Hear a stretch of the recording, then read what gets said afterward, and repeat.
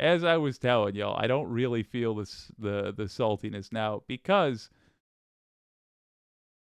Trump. I mean, the DOJ's on Trump. They're on Giuliani. They're on Meadows.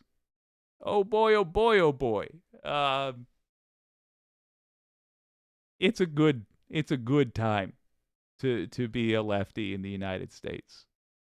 Hell, it's a good time to be a lefty around the world because the United States has been like the Lex Luthor, always managing to get away and shake a gloved fist and try to bring down the civilized world another day. No, man, that's changing. However, we are in the awkward time. We are in the I think this would be called in the stages of this particular process that the Republicans are going through. I think this would be called denial.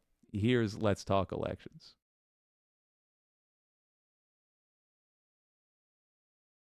To today's video. Today is Saturday, September 16th, 2023. I apologize that I haven't been uploading in a little bit. I am saying this so I force myself to create more videos for you guys.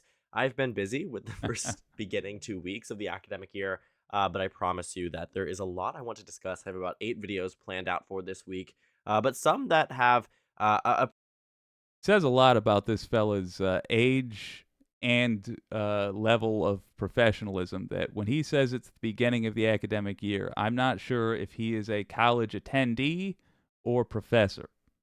But anyway, he's got an interesting breakdown. Trump's way ahead in the polls, folks. pretty interesting take on some elections. So we will be diving into that. Today's take is not a hot take. It is one that pretty much says that Donald Trump will be the 2024 GOP nominee, but today he stands at the highest point ever throughout the entire campaign season, and it looks like that lead might only grow.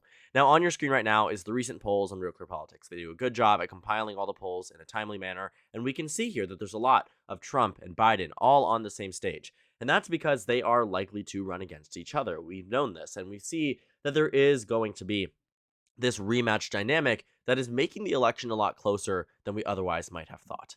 But today's video, again, is about the Republican nomination, not so much about the general election, though, of course, we will dive into it. But with this lead of Donald Trump with being up 44 points nationwide marks the highest ever lead for the president, former president, throughout, again, the entire campaign season, which tells us this thing is practically a done deal. I've been saying it for a while now that Donald Trump's lead has been insurmountable for candidates like Ron DeSantis, Vivek Ramaswamy, Nikki Haley, Mike Pence. They were never going to be that guy. They were never going to be the one that ended up defeating Donald Trump in this head-to-head matchup, but Ron DeSantis certainly got a lot closer than anyone could have ever imagined. Look,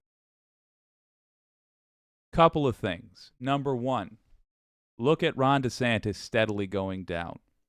Look at how that reflects Trump voters. Trump's on the top in the purple there. DeSantis is the green line. Look at the parallels. What does that tell you about who supports who? So DeSantis voters are also Trump voters. One and the same.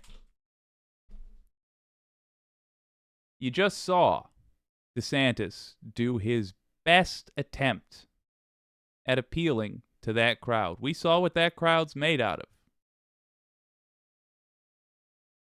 We also see that DeSantis is missing something. The best these voters can do is Donald Trump.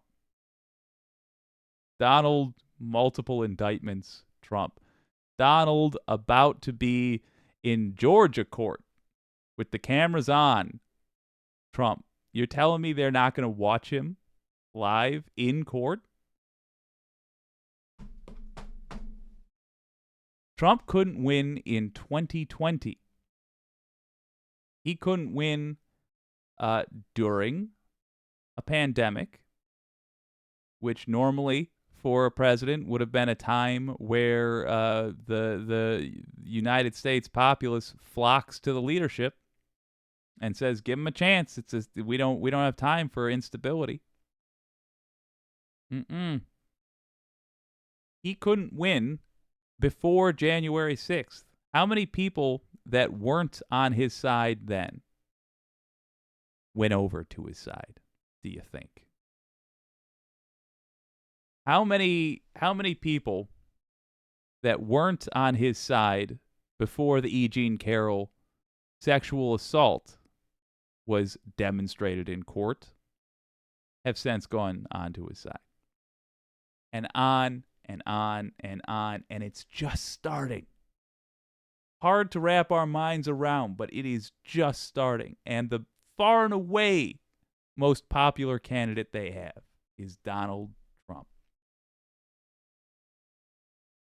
I'm not going to even say that our job next year is going to be easy. It isn't, but you got to understand it's because our goals are loftier than just surviving this time. We have to win to survive.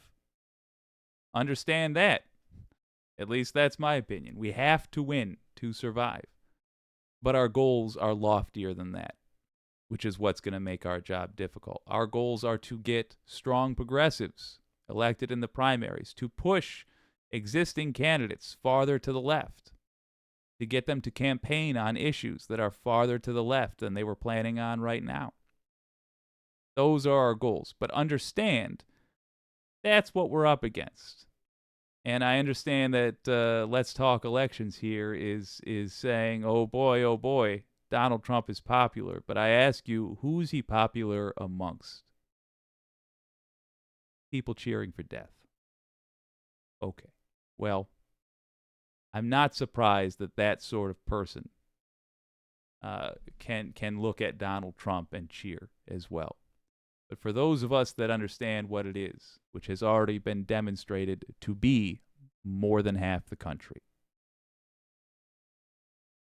Donald Trump has no appeal, and his appeal drops every day. But let's keep watching the numbers break down here. Looking at those numbers back in January and February on 538, even on the ones on Real Clear Politics, we can